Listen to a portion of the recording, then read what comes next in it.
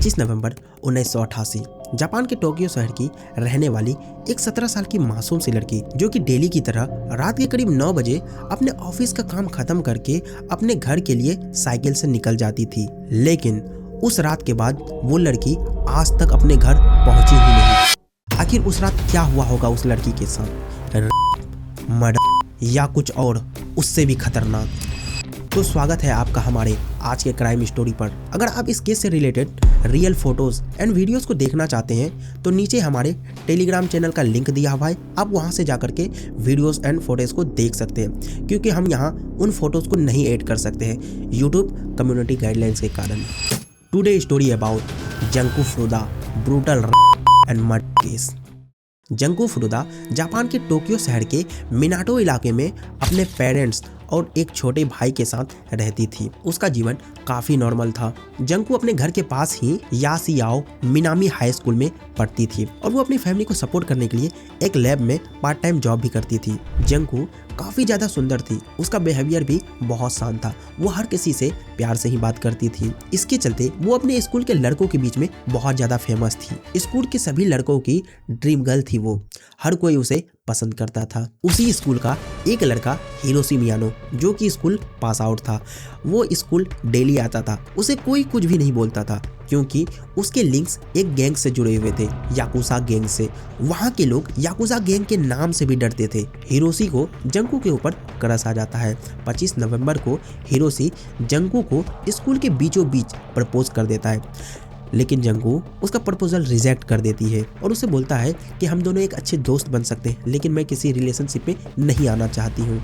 इतना बोल करके जंकू अपने दोस्तों के साथ चली जाती है, लेकिन हिरोशी को यह रिजेक्शन बर्दाश्त नहीं होता है। वो अपने 3 दोस्तों के साथ जो ओबराय, शिंजी मिनाटो, यासुशी के साथ मिलकर के एक प्लान बनाता है कि जब जंकू रात के टाइम अपने ऑफिस से घर आ रही होगी साइकिल से, तो इनमें से एक जाकर के अपने बाइक से जंकू को धक्का मार देगा, जिसके बाद हिरोशी जाकर के जंकू को उठा लेगा। तो ये लोग अब इंतजार करने लगते हैं कि जंकू कब अपने ऑफिस से बाहर निकलेगी। थोड़ी देर बाद जंकू अपने ऑफिस से बाहर निकलती है और अपनी साइकिल से निकल जाती है। थोड़ी देर बाद शिंजी मिनाटो अपने बाइक से जंकू को धक्का मार देता है, जिसकी वजह से जंकू जमीन पे गिर जाती है और हिरोशी मियानो जाकर के उसे उठा लेता है। उसके बाद जंकू फुरुदा हिरोशी के साथ चल करके जाने लगती है, लेकिन जंकू ने अपने लाइफ की सबसे बड़ी गलती यहीं पे कर देती है।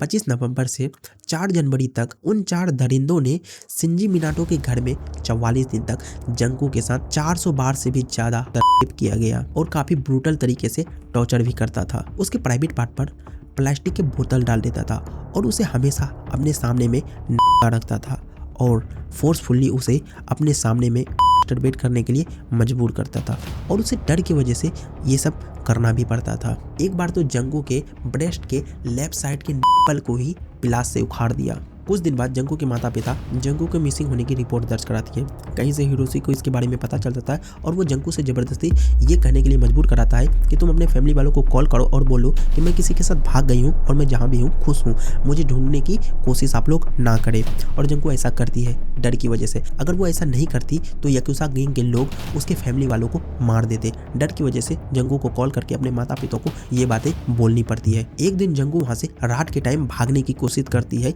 लेकिन बेचारी पकड़ी जाती है। उसके बाद इन लोगों ने उसके साथ और भी ब्रूटल तरीके से टॉर्चर करना चालू किया।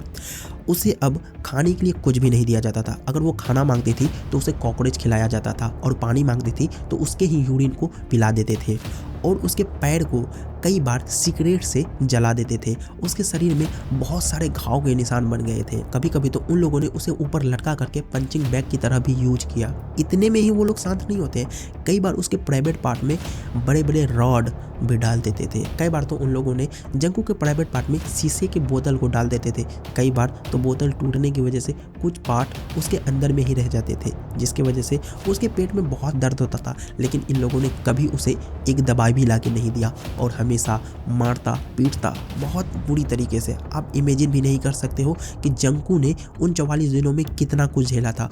वो हर हमेशा उन लोगों से अपने मौत की भीख मांग रही थी। 4 जनवरी 1889 हिरोशी मियानो गैम्बलिंग में अपने सारे रुपये हार जाता है और घर आता है। जंकू को बहुत बुरी तरीके से मारने लगता है।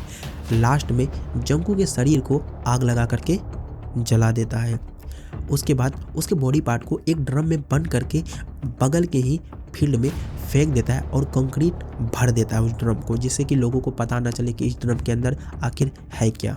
29 मार्च 1989 पुलिस किसी दूसरे रेप एंड मर्डर केस के सिलसिले में हिरोशी मियानो और शिंजी मिनाटो को गिरफ्तार करती है और उनसे पूछताछ करती है उस केस के बारे में। लेकिन इन लोगों को लगता है कि ये हमें जंकू के केस के बारे में ही पूछ रहे हैं, तो इन लोगों ने जंकू के बारे में पुलिस के सामने में सारी सच बता देता है। जिसके बाद पुलिस वालों ने जब छानबीन किया तो उन्हें पता चला कि इन लोगों ने शिंजी मिनाटो के घर में 44 दिन तक एक बेचारी 17 साल की मासूम लड़की के साथ कितनी दरिंदगी तरीके से बदसलूक हरकतें की थी, और वहाँ पे कुछ एविडेंस भी पड़े हुए थे जंकू के। इस स्टोरी को सुनने के बाद पुलिस वाले भी हैरान थे कि 44 दिन तक एक मासूम सी बच्ची की जिंदगी नर्क बना करके रखे थे इन चारों लड़कों ने। इन लोगों के बयान सुनने के बाद पुलिस इन्हें सीधे जेल में डाल देती है। लेकिन कोर्ट द्वारा अब एक फैसला आता है, सुन करके आप लोग भी शौक हो जाओगे। इन लोगों के लिए कम से कम फांसी की सजा तो कम से कम होगी, इससे भी कई खतरनाक सजा होना चाहिए। लेकिन पता है इन लोगों को कौन सी सजा मिलती है? हिरोशी को बस 20 साल की जेल, जो को 10 साल की जेल, शिंजी को 9 साल की और याओशी को केवल 7 साल की जेल। और आज ये चारों जापान में खुलेआम घूम रहे हैं और यहीं से बन जाता है ये आज तक का सबसे brutal murder and rape case. अगर आप में से कोई भी इस वीडियो को यहाँ तक देख रहा है तो दिल से धन्यवाद। मिलते हैं नेक्स्ट वीडियो में, तब तक के लिए बाय।